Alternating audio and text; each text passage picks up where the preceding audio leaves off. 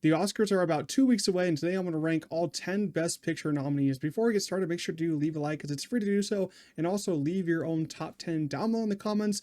But number 10 is going to be the one and only Emilia Perez. Yeah, do I even have to explain this? Because the gap between this and number 9 is extremely large. And yeah, this movie just sucks, man. It is trash. The director and lead actress are just terrible people. I think it's just terrible. Coming in number 9 is going to be Conclave, and don't get angry. As I said, this is pretty low, but number 9 through 1 are either like great to amazing films to masterpiece. So I really do think Conclave is a pretty good movie. Edward Berger is keeping his streak of good movies alive, but I will say I think All Quiet on the Western Front is a better put together film than this one. I still like this one a lot. I'd still put All Quiet over this one. That's probably why Conclave is only going to win for like screenplay. You know, Ray Fiennes is terrific in each and every scene here. Isabella Rossellini leaves a huge mark, even though she's only in it for, a handful of minutes, maybe like 5 minutes or so. As I said, the script of this movie is to a fine, sharp point, man. It got me so interested in picking up this book that it's based on. The ending, you can like it, you can not like it, but I really like that they swung with the fences on here, went for a really creative ending. So yeah, I think Conclave is really good. Number 8 is going to be Wicked, and it's one hell of a spectacle, and I think it's a masterpiece of a musical. And I'm saying that as a person who really had no interest in this movie. I'm really hard on musicals. I only like some of them. Like the ones I've liked in the past years are like this one, West Side Story from Steven Spielberg, and La La Land.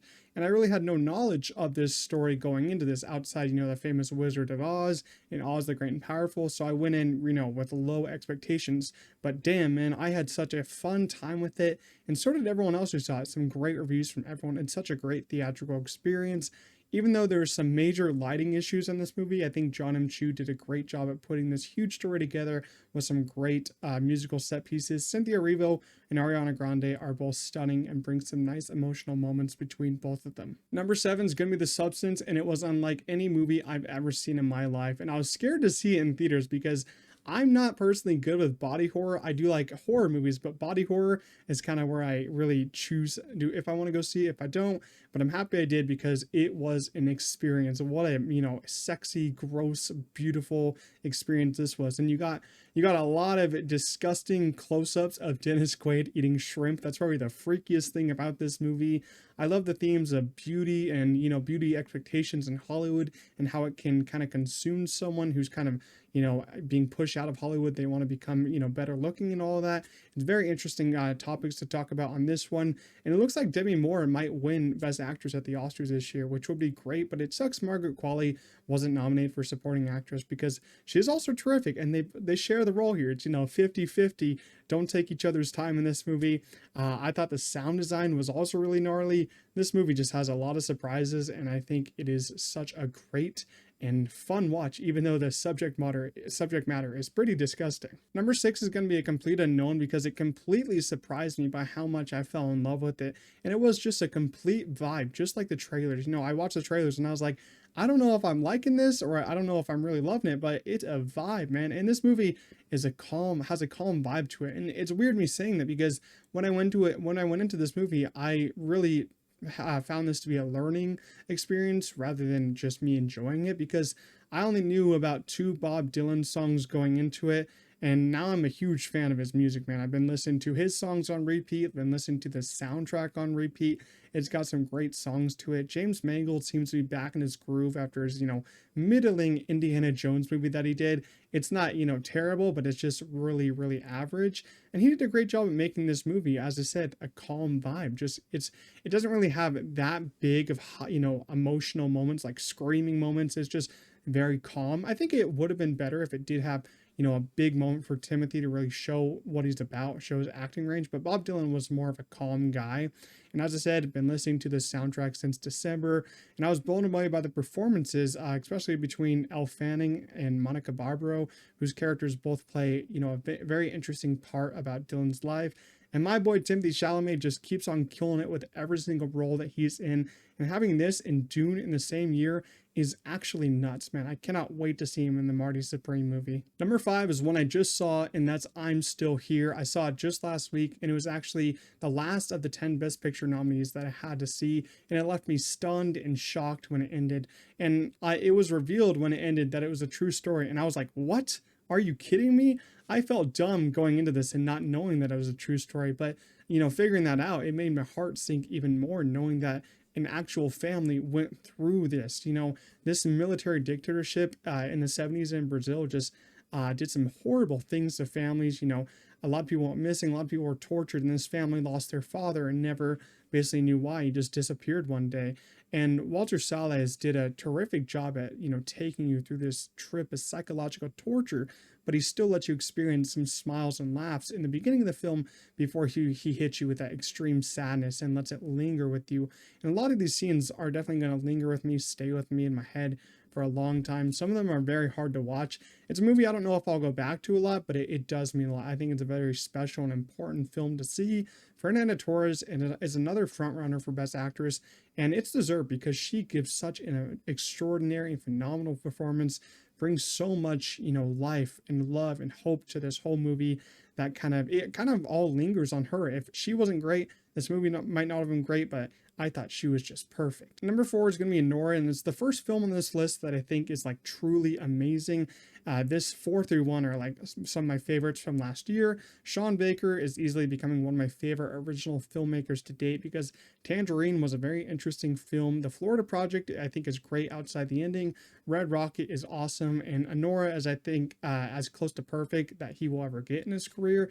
Maybe he'll do one better, but I'll be very surprised as this one is really hitting at perfect heights. He puts in so much work and it shows, as he not only directed Anora, but he also helped write it, and he edited the whole movie himself. You know how hard it is to edit a movie, and the director did it. Like now I understand why he takes so much time between each movie, because he needs a big break. And the 3 acts of this movie work so well. I think they would work as like 3 short films. It's like so interesting. The first act is like more like sexy stuff. Second act is more funny.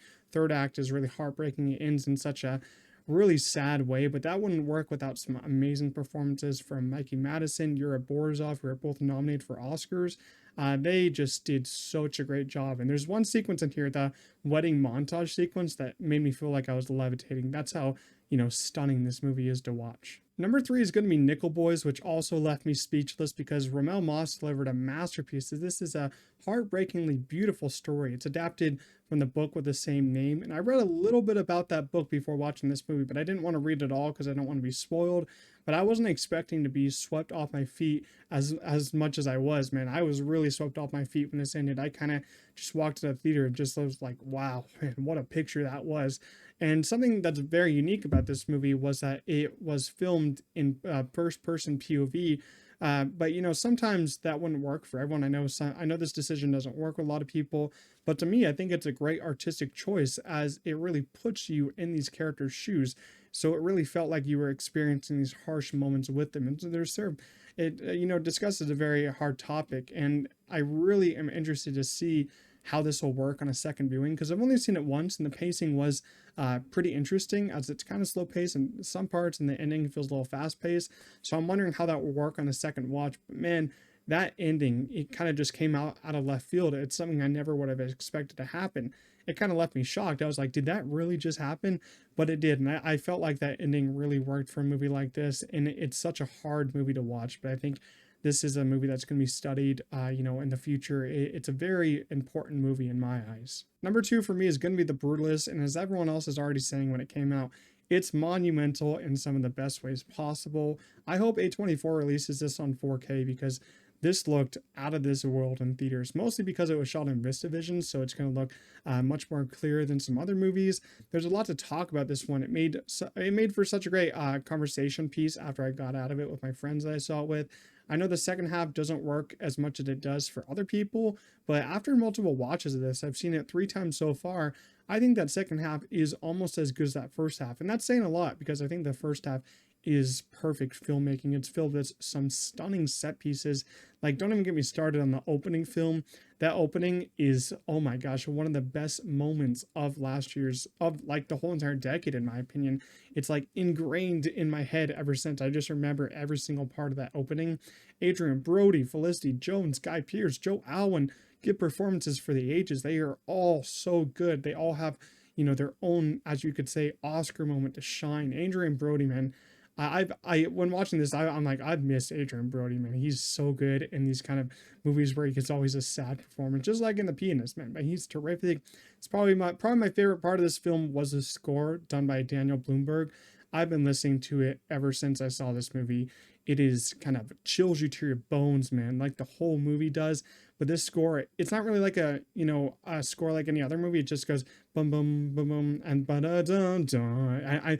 I love when it does that, man. The crescendos on this score are insane. My favorite movie out of the Best Picture nominees, though, is going to be Dune Part 2, as it turned into my second favorite movie of all time.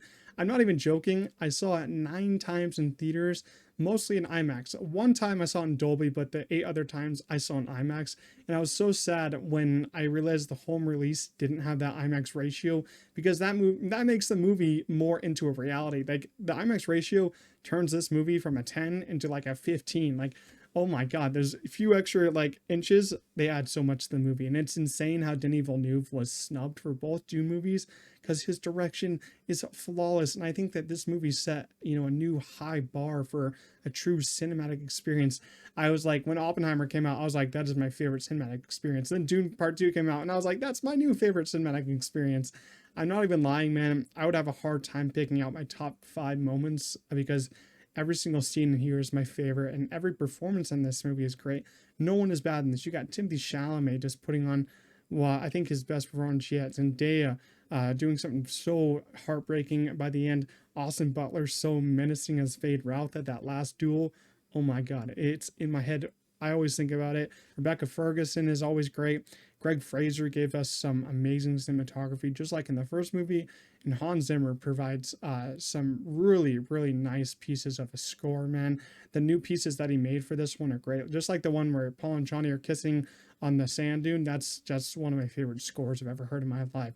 So Dune Part 2 is my favorite movie out of the Best Picture nominees. It's probably not going to win Best Picture, but I love it so much. My second favorite movie of all time. That's my ranking of all the 10 Best Picture nominees. Leave your own ranking down below in the comments, but I'll see you guys in the next one. Peace out.